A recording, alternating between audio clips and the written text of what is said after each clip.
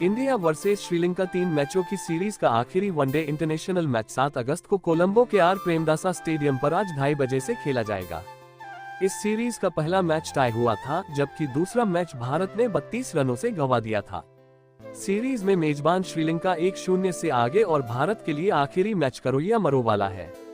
कप्तान रोहित शर्मा का सबसे बड़ा सिरदर्द टीम इंडिया का मिडिल ऑर्डर बना हुआ है। श्रीलंका स्पिनरों के आगे जिस तरह से भारतीय बैटर्स ने घुटने टेके हैं, उसने टीम इंडिया को इस स्थिति में पहुंचा दिया है। भारत को अगर सीरीज बराबर करानी है तो ऐसे में उसे हर हाल में आखिरी मैच में अपनी 3 गलतियों पर काम करना होगा। एक तो भारतीय स्पिनरों को बेहतर प्रदर्शन करना होगा, दूसरा मिडिल ऑर्डर में थोड़ा टिककर खेलना होगा और तीसरा टीम सिलेक्शन को लेकर कुछ अहम फैसले लेने होंगे। टीम इंडिया को अगर श्रीलंका से 27 साल बाद सीरीज गंवाने से बचना है तो उसको आखिरी मैच में श्रीलंका स्पिनरों पर हावी होकर खेलना होगा। गौतम गंभीर की हेड कोच के रूप में ये पहली वनडे सीरीज है और वह निश्चित तौर पर हार के साथ शुरुआत नहीं करना चाहेंगे। भारत को श्रीलंका के खिलाफ आखिरी बार वनडे सीरीज में हार का सामना 1997 में करना पड़ा था। अर्जुन रणतुंगा की अगुवाई वाली टीम ने तब सचिन तेंदुलकर की भारतीय टीम को तीनों मैच में हराया था। भारत और श्रीलंका के बीच तब से 11 वनडे सीरीज हो चुकी है और इन सभी में भारतीय टीम विजयी रही। स्टार बल्लेबाज विराट कोहली अभी तक 2 मैच में 38 रन ही बना पाए हैं। उन्होंने आसानी से अपना विकेट गंवाया है, जो टीम के लिए चिंता का विषय है। कोहली इस मैच में उसकी भरपाई करने की पूरी कोशिश करेंगे। कोहली की रोहित से मिली आक्रामक शुरुआत को ही आगे बढ़ाने की जरूरत है, लेकिन अभी तक वह इसमें नाकाम रहे हैं। उन्हें मिडिल ऑर्डर के बल्लेबाजों के साथ मिलकर पारी को संवारना होगा। इसके लिए उन्हें और अन्य बल्लेबाजों को रोहित की तरह स्पिनरों पर हावी होकर खेलना होगा। श्रीलंका के स्पिनर भारत के अन्य बल्लेबाजों के लिए भी अबूझ पहेली बने हुए हैं। स्पिनरों के खिलाफ अच्छा प्रदर्शन करने वाले शिवम दुबे पिछले मैच में जेफरी वांडरसे की आसान लेग स्पिन को भी नहीं समझ पाए। श्रेयस अय्यर और केएल राहुल भी अभी तक श्रीलंका के स्पिनरों को खेलने में असफल रहे हैं। रोहित ने पिछले मैच में 44 गेंद पर 64 रन की धमाकेदार पारी खेली थी। श्रीलंका के स्पिनर उनके सामने नहीं चल पाए थे। भारत के अन्य बल्लेबाजों को भी अपने कप्तान से सीख लेने की जरूरत है। भारत इस मैच में दुबे की जगह रियान पराग को मौका दे सकता है, जो स्पिनरों को अच्छी तरह से खेलते हैं।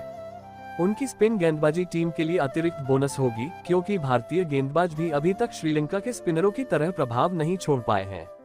भारत मौजूदा सीरीज को नहीं जीत पाएगा, क्योंकि पहला मैच टाई छूटने के बाद दूसरे मैच में उसे 32 रन से हार का सामना करना पड़ा था। अब उसकी नजर सीरीज बराबर करने पर टिकी है। भारत बल्लेबाजों के लचक प्रदर्शन के कारण इस स्थिति में पहुंचा है। आर प्रेमदासा स्टेडियम की पिच से स्पिनरों को काफी मदद मिल रही है और कप्तान रोहित शर्मा को छोड़कर भारत का कोई भी अन्य बल्लेबाज श्रीलंका के स्पिनरों का डटकर सामना नहीं कर पाया है। दरअसल भारत का संकट पहले ही मैच के बाद तब से बढ़ गया था, जब एक करीब जीता हुआ मैच टाई हो गया। इसके बाद अगले मैच में वापसी करने की जगह टीम इंडिया 32 रन से वो मैच गंवा बैठी और सीरीज में पीछे चली गई। बड़ी बात है कि सीरीज में अब तक 2 मुकाबले हो चुके हैं। कप्तान रोहित शर्मा के अलावा दूसरा कोई भी बल्लेबाज उस तरह से बल्लेबाजी नहीं कर सका है, जिसके लिए वे जाने और पहचाने जाते हैं। चाहे वो शुभमन गिल हो या फिर विराट कोहली, वे अपने अंदाज में बल्लेबाजी से चूक रहे हैं। यहाँ तक मिडिल ऑर्डर में केएल राहुल और श्रेयस अय्यर भी प्रभावित करने में कामयाब नहीं हो पा रहे हैं। विराट कोहली की बात करें तो वे अब तक 2 मैचों में केवल 38 रन का ही योगदान दे पाए हैं।